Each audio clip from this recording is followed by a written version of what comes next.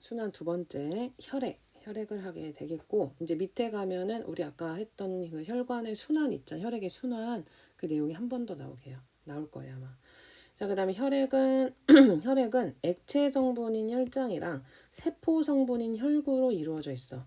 우리가 생각할 때 이제 피는 그냥 빨간 물처럼 생긴 것 같지만 코코팜 알지? 음료수 그런 것처럼 그 안에 액체 성분이 있고, 이렇게 알갱이 같은 것들 있잖아. 코코팜에 그런 것처럼 그런 알갱이 성분, 즉 세포 성분이 있는 거야. 그걸로 같이 이루어져 있어요. 혈장은 엷은 노란색 액체야. 혈액의 55% 정도를 차지하고, 그 다음에 혈구는 적혈구, 백혈구, 혈소판으로 이루어져 있고 혈액의 45%를 차지합니다.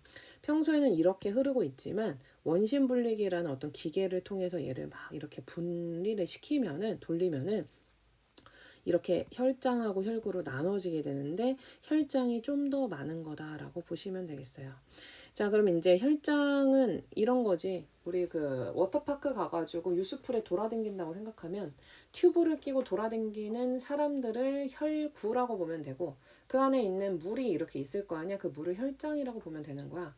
그러니까 당연히 워터파크에 사람보다 물이 많아야지. 그래야지 우리가 그 물을 이렇게 따라서 갈 거 아니야. 그러니까 혈장이 좀 더 많구나 이렇게 보시면 되겠습니다. 자, 혈구는 적혈구, 백혈구, 혈소판으로 구분이 되고, 적혈구는 모양이 아주 예쁘게 생겼어. 가운데가 오목한 원반 모양이고요. 중요한 건 핵이 없어.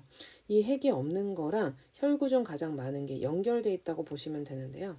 핵이 없으면은 세포 분열이 안 되거든. 세포 분열은 그 백혈구 같은 경우는 세포 분열이 되기 때문에 언제든 필요하면 자기들이 이제 이렇게 세포 분열을 해서 양을 늘릴 수가 있는데, 적혈구는 핵이 없어서 세포 분열이 자체로 안 되는 거야.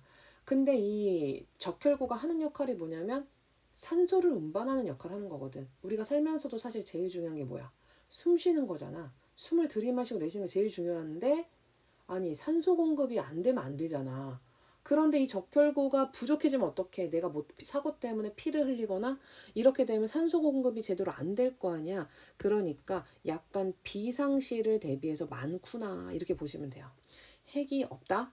근데 그러면 세포 분열이 안 되니까 비상시에 대처하기 어렵다. 그러니까 많이 놓는 게 좋겠지. 그러니까 이렇게 연결해서 생각하시면 되고, 혈소판도 마찬가지야. 핵이 없거든.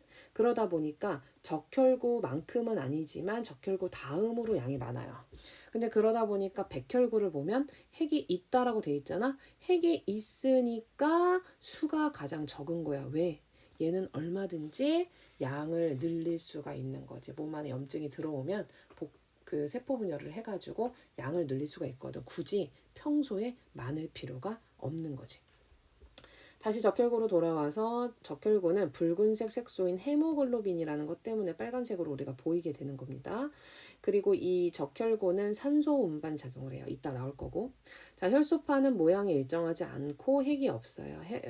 혈구 중에서 크기가 가장 작다 이렇게 돼 있고, 백혈구는 얘도 모양이 일정하지 않은데 좀 크기가 크고 약간 군인을 생각하면 돼요. 군인. 나라 지키는 군인. 우리 몸을 지키는 백혈구. 얘는 핵이 있어서 얼마든지 양을 늘릴 수 있기 때문에 평소에는 양이 적지만 우리 몸 안에 염증이라던가 세균이 들어오게 되면 세포 분열을 통해서 양을 늘려서 걔네를 잡아먹는 역할을 하게 됩니다. 혈구 중 가장 큽니다. 군인을 생각하고 하라 그랬지. 그렇게 되고요.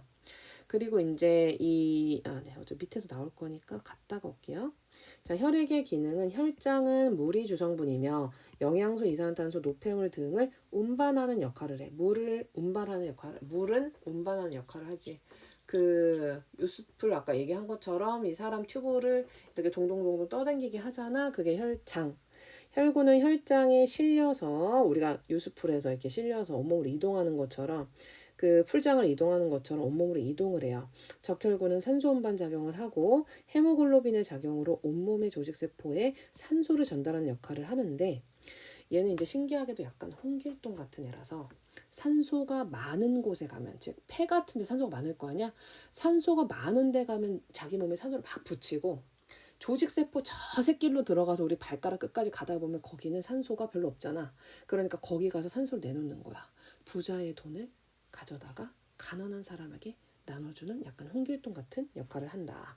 그러다 보니까 만약에 이 적혈구가 부족하게 되면 빈혈이 생기게 돼요. 여기 헤모글로빈은 산소가 많은 곳에서는 산소가 결합하고 산소가 적은 곳에선 조직에서는 산소가 떨어지는 성질이 있다. 이 때문에 헤모글로빈이 있는 적혈구가 산소를 운반할 수 있다. 이렇게 보시면 되겠죠. 그리고 이제 빈혈이 선생님도 이제 빈혈이 있지만 그럼 이제 산소 운반에 그 약간 이제 문제가 좀 생기는 거지. 자, 그런데 고산지대에 사는 사람들은 원래가 거기가 산소가 부족하잖아. 원래가 부족해. 그런데 그 원래 부족한 것 때문에 오히려 적혈구가 많다는 거야. 산소가 부족한 고산지대에 사는 사람들은 평지 사람에 비해서 막 빈혈일 것 같은데 적혈구가 오히려 많대. 그 이유가 뭐냐면 우리 그런 거 있잖아. 살면서도 뭐가 이렇게 내가 이제 어떤 그 삶의 욕구가 강하면 뭐가 이렇게 먹을 게 있다 그러면 그거를 막 아껴 쓰고 막 해가지고 막 쓰고 막 이런 것처럼 얘네는 산소가 부족하잖아. 산소가 부족해. 숨을 들이마시는데 산소가 거기 별로 없어. 그럼 폐에서 즉 적혈구들이 이제 거기 있는 산소를 폐에서 받아가지고 사용을 해야 되는데 산소가 얼마 안 들어오는 거야. 악착같이 살아야 되거든. 그러니까 적혈구 수를 늘려. 그래서 적혈구가 많아야지 걔네 거기 있는 산소 하나라도 들어오면 한 개라도 더 건질 수 있겠지. 그래서 산소가 적은 환경에서는 오히려 산소를 효율적으로 그 할 수 있게 이제 적혈구가 많다. 고산지대 사는 사람들은 적혈구가 많다. 왜? 산소가 부족하니까 그 산소를 어떻게든 하나라도 뽑아 쓰기 위해서 적혈구수를 늘려가지고 어떻게 보면 걔네가 하나라도 이제 얻어내는 거지. 자, 백혈구는 식균 작용을 해요. 균을 먹습니다. 몸 안에 침입한 세균을 잡아먹어요. 몸속에 세균이 침입을 하면 수가 늘어나고 기능이 활발해지다가 만약에 이제 세포를 다 잡아먹고 할 일이 없잖아. 그러면 이제 제 백혈구도 죽기도 해. 그럼 이제 그런 노폐물들이 이제 혈관을 댕기다가 나중에 우리 마지막 단원서 배설 이런 부분에서 이제 나오게 되는 거죠. 그래서 이 백혈구 수치를 보게 되면 우리 몸 안에 염증이 얼마나 많은지 세균이 얼마나 많은지 알 수가 있는데 그래서 적혈구 수치가 높으면 이 사람이 염증이 좀 있구나 이런 걸 아는 거지. 근데 그 수치가 너무 높게 되면 그런 걸 우리가 백혈병이라고 하죠. 너무 높다 보니까 공격을 하다 못해 내 몸 안에 필요한 세포까지도 공격을 하는 거야. 그래서 우리가 그거를 이제 백혈구다라고 하는 거죠. 이제 백혈병이라고 하는 거지. 자, 혈소판은 혈에 응고작용을 하게 되는데 너네 상처 나게 되면은 그 상처 부위에 딱딱하게 딱지가 지게 되잖아. 그런 게 이제 혈소판이 하는 작용이라고 보시면 돼요. 혈액을 응고시켜서 출혈을 막고 상처를 보호하는 역할을 합니다. 부족하면 지혈이 잘 되지 않아. 그러다 보니까 이제 혈소판이 부족한 사람들은 피가 나지 않도록 하지 않으면 피가 계속 나는 거지. 그러면 이제 아무래도 과다출혈이 될 수 있으니까. 자, 위에서 얘기 안 한 내용 있을까요? 네.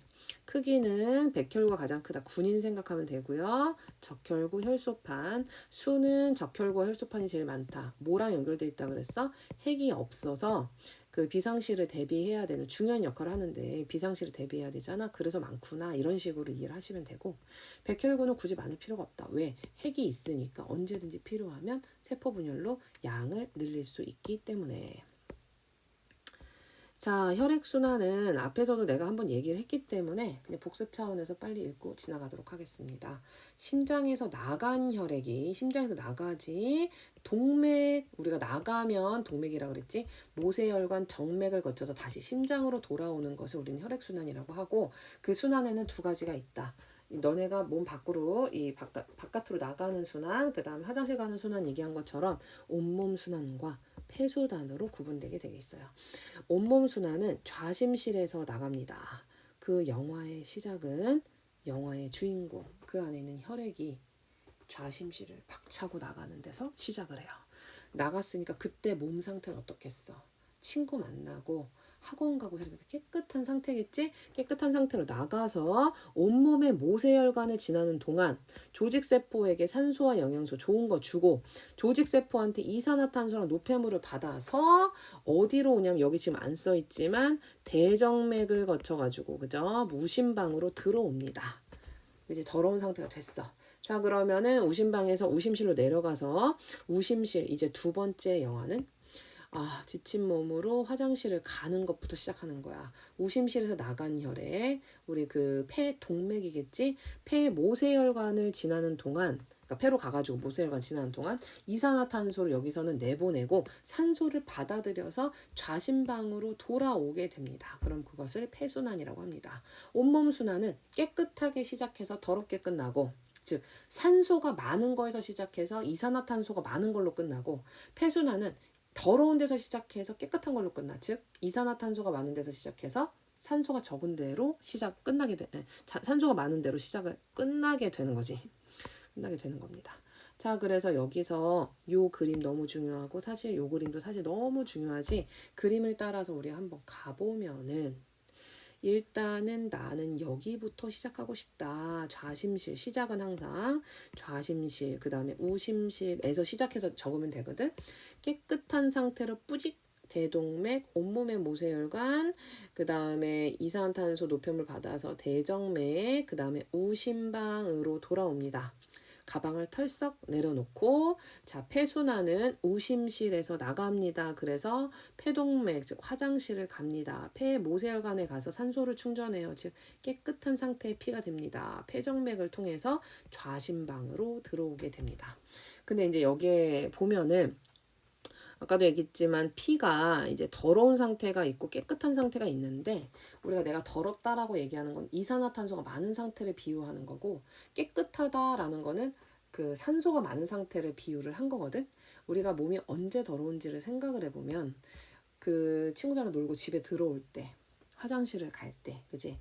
그래서 이 그림에, 이 지금 표에 나와 있는 대정맥, 우심방, 우심실은 지금 무슨 상태냐면 산소보단 이산화탄소가 많은 상태야. 이산화탄소가 많은 더러운 상태입니다. 더러운 상태예요. 그래서 이때 이 더러운 피가 흐르는 곳을 그 더러운 피를 우리가 뭐라고 하냐면 그 정맥혈이라고 해. 정맥혈이 흐르는 곳이야. 여기는 정맥혈이 흐르는 곳입니다. 자, 이건 대정맥이니까 정맥혈 흐르는 거 외우는 거 어렵지 않아. 자, 오른쪽. 우리가 보통 오른쪽은 깨끗하다라는 이미지가 있는데 오히려 얘는 오른쪽이 더러워요. 근데 이제 중요한 건 이거지. 폐동맥에 정맥혈이 흐른다는 거지. 선생님 왜 동맥인데 왜 동맥혈이라고 안 하나요? 라고 한다면, 이 폐동맥은 우리가 지금 지친 몸을 이끌고 화장실을 가는 상태거든. 깨끗해, 더러워? 더럽지. 그러니까 내가 이 혈 이름을 붙일 때는 더럽다, 그치? 더러운 피가 흐르는 곳이라서 우리가 정맥혈이라는 이름을 붙이는 거죠. 그냥 혈관 이름에 붙이는 정맥은 그냥 들어온다, 심장으로 들어오면 정맥이란 이름을 붙이는 거고, 나가면 동맥이란 이름을 붙이는 건데, 피에다가 이름을 붙일 때는 깨끗하면 동맥혈, 즉 산소가 많은 건 동맥혈, 이산화탄소가 많은 건 정맥혈이라고 이름을 붙이는 거거든.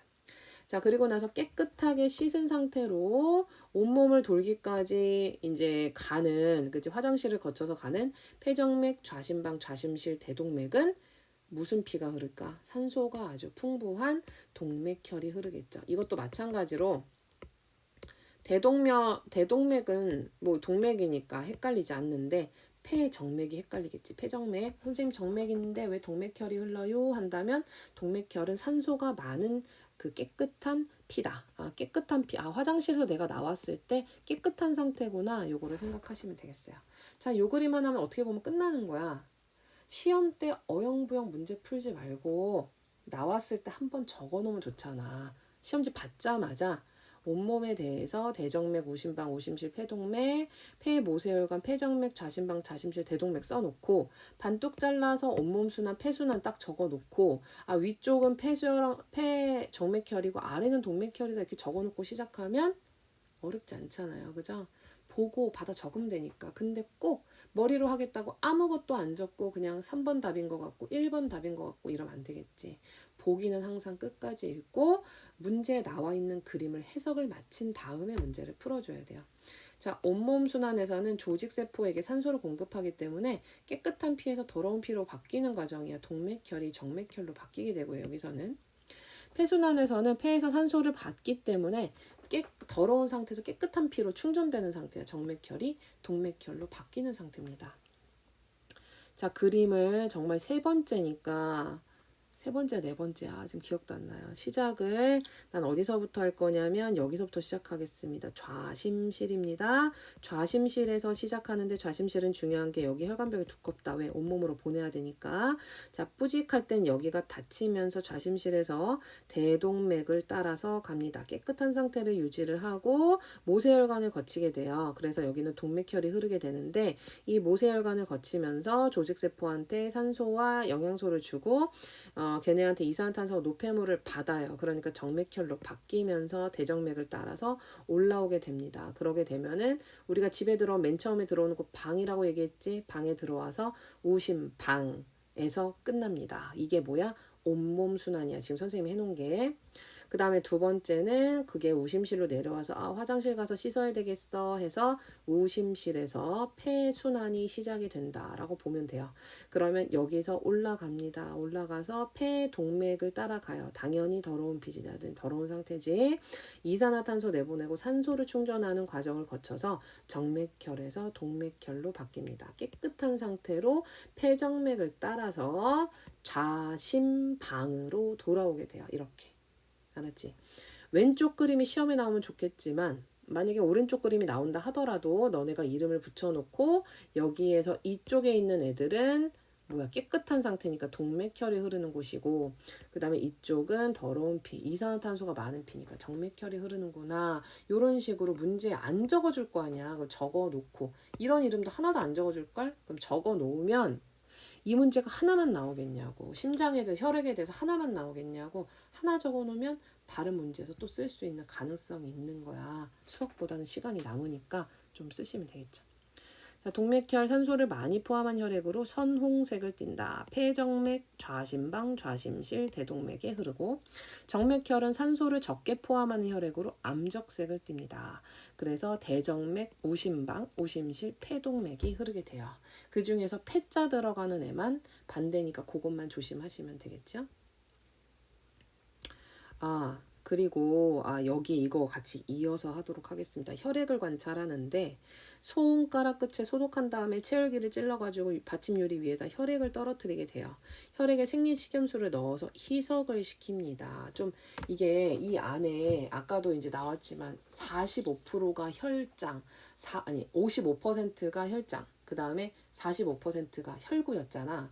그러니까 물이 좀 더 많긴 하지만 어쨌든 좀 그 안에 건더기들이 너무 많은 상태인 거야. 그러니까 거기다 물을 좀 넣어가지고 어떻게 보면 세포들 사이사이 간격을 좀 넓혀주는 역할을 한다라고 보시면 되겠지요. 자, 그러면은 첫 번째 여기에 다른 유리를 혈액 받침 가장자리에 비스듬히 대고 밀어서 혈액을 얇게 편다라고 돼 있는데 혈액이 뭉쳐 있으면 우리 눈에는 뭐 아무것도 아닌 것 같지만 관찰을 했을 때 너무 적혈구 백혈구가 막 이렇게 엉겨 붙어 가지고 제대로 관찰하기 어려워. 얘네를 펼치는 작용을 해야 되는데 내가 피가 이렇게 있는데 혈액을 이쪽으로 밀게 되면 얘네가 더 많이 뭉칠 거 아니야. 그러니까 혈액을 미는 방향은 혈액이 있는 반대 방향으로 밀어야 된다. 혈액이 있는 쪽으로 미는 게 아니고 혈액이 있는 반대쪽으로 밀어야 얘네가 얇게 펴진다 그런 뜻입니다.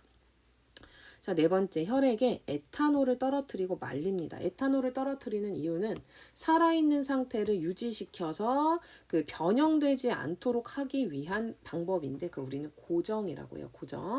고정이라고 합니다. 이게 다른 실험에서도 고정이 나오거든.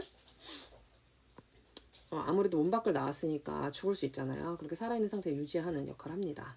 김사액을 떨어뜨려서 염색을 해요. 아까 전에 고정을 했고 이번에 염색을 해. 염색을 하는 염색약은 여러 가지가 있는데 여기선 김사액을 쓰게 되고 그 식물 같은 경우는 염색을 할 때 식물이 약간 초록색에 가깝잖아. 색깔이 그 색깔의 염색은 항상 약간 그거 색깔에 약간 반대적인 색깔을 쓴다고 생각하면 되겠지.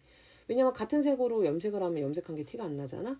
그러니까 빨간색이니까 파란색 계열의 김사액 뭐 이런 애들로 그 염색을 해.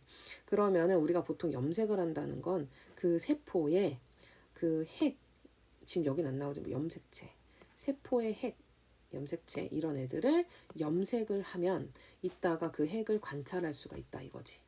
알았지? 자, 희석했고 혈액이 있는 반대 방향으로 밀어서 이게 밀어서 이렇게 얇게 폈고 그 다음에 에탄올을 넣어서 살아있는 상태를 유지하는 고정을 했고, 거기다가 김사액을 떨어뜨려서 핵을 염색했고, 그 다음에 덮개를 덮어가지고 현미경으로 관찰을 하는데, 너네가 이제 보다 보면은 이 특히나 진하게 지금 염색돼 있는 이게 뭐냐면 백혈구구나라는 걸 알 수가 있어. 왜냐하면 백혈구는 뭐가 있어?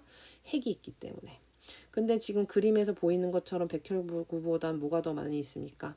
적혈구가 많이 있죠. 적혈구가 가장 많습니다. 혈구 중 가장 많다고 얘기했지. 김사액에 의해서 핵이 보라색으로 염색된 백혈구가 관찰되는 걸 볼 수가 있어. 그리고 뭐 여기 내용이 나오진 않지만 혈소판 같은 경우는 그 빛을 보면 산화돼서 관찰하기가 어렵대. 그래서 여기 지금 그림에 그래서 안 나와 있는 게 아닌가 그런 생각이 좀 듭니다. 적혈구 가운데가 오목한 원반 모양으로 혈구 중에 수가 가장 많고 핵이 없다. 그래서 양이 많다. 그래서 핵이 없고 많고. 백혈구는 모양이 일정하지 않으면 식균작용을 하고 혈구 중에 크기가 가장 크면서 크기는 큰데 핵은 별로 없다. 언제든 세포 분열을 해서 양을 늘릴 수 있다. 자, 김사액으로 적혈구 핵을 염색을 하죠. 아까 전에 위에서 나왔고 김사액 핵을 염색한다고 얘기했고, 에탄올을 떨어뜨리는 거는 고정 과정이다. 맞지? 왜냐하면은 그 살아있는 상태를 유지해야 되니까. 가장 많이 관찰되는 혈구는 가운데가 오목한 원반 모양, 즉 적혈구다. 그리고 맞고, 혈액을 얇게 펼 때는 받침 유리기 혈액이 있는 반대 방향으로 밀어야 한다. 그래서 이거는 X. 현미경으로 관찰했을 때 가장 많이 관찰되는 혈구는 적혈구. 김사액에 의해서 핵이 염색되는 혈구는 백혈구. 무슨 색으로 변한다? 보라색.